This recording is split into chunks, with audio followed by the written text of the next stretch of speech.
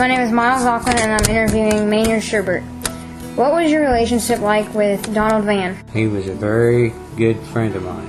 We did a lot of things together, enjoyed it all, and he was just a very good friend of mine. How do you think Donald Vann would want to be remembered? Probably to me, what the different things that he did for the city. The ambulance was one of the main things that Don Vann accomplished for the city of Wakefield. And he would probably want to be remembered for that more than anything else that he did. What do you miss most about Donald Vann? I don't know whether I can say that on no. we had a lot of good times together, and those times are gone now, and just had a good time together.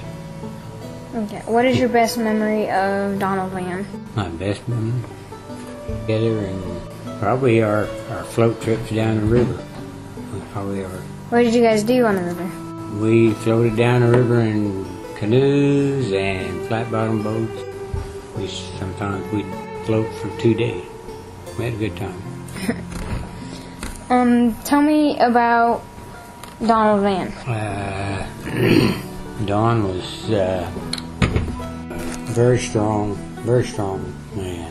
He could get a lot of things accomplished. He came up with a lot of good ideas, and he would put it to work, and he would usually accomplish what he was trying to do. I'm interviewing my mom, Linda Vann, about my grandpa.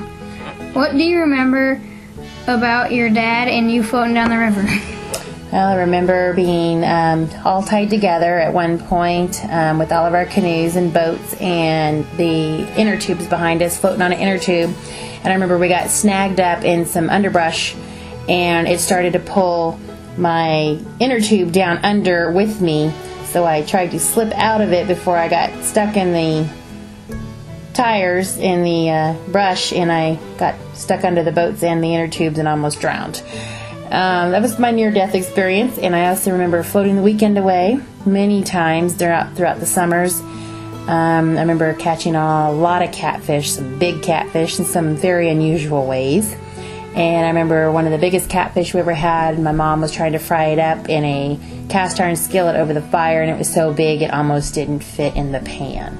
I remember going camping one weekend with a bunch of people from Wakefield, and they had 2 4x4 trucks, and my dad and another guy, Jim, decided they were going to figure out whose truck was better. And one was a Ford and one was a Chevy. My dad was always born and raised a Chevy man, so they took them out there on the sandbar in the river and got them both stuck up to the axles. And so my Chevy drove them back to town and got the tow truck, which my dad owned, and he traded that out and went and towed both of the Ford and the Chevy out of the. And we went out there to visit our parents and found out that all of the vehicles, including the bus that was converted into a camper, had been stuck in the mud. They couldn't move any of them. And so I had to get it down as far as I could. Back then we didn't have the cell phones, so they had figured out that they'd heard a car coming down and came up to see who it was, and we almost got stuck, but we got out of there and went and got the tow truck again to move all of the vehicles out that were stuck in the mud.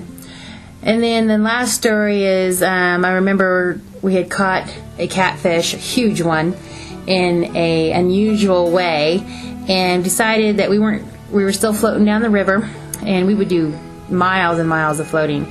And so we hooked him up behind us in the boat, and again I was back on my inner tube behind it, just floating away, and the fish would be right beside me. And I was a little kid back then, and it became a pet throughout the weekend of fishing as it would float down with us, and I remember petting it like it was a dog. So when it came time to kill it and eat it, it was very hard on me to eat the fish, because now I'd been playing with it the whole entire time that we were floating the weekend away, so I had to not be around when that happened.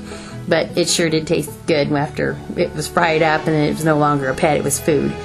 And I remember the one time my dad stood up in the canoe.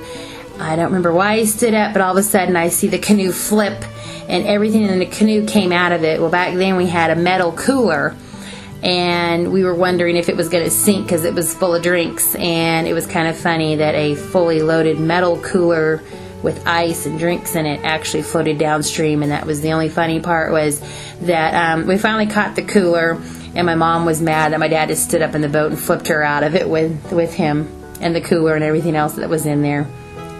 So that's my stories of floating down the river.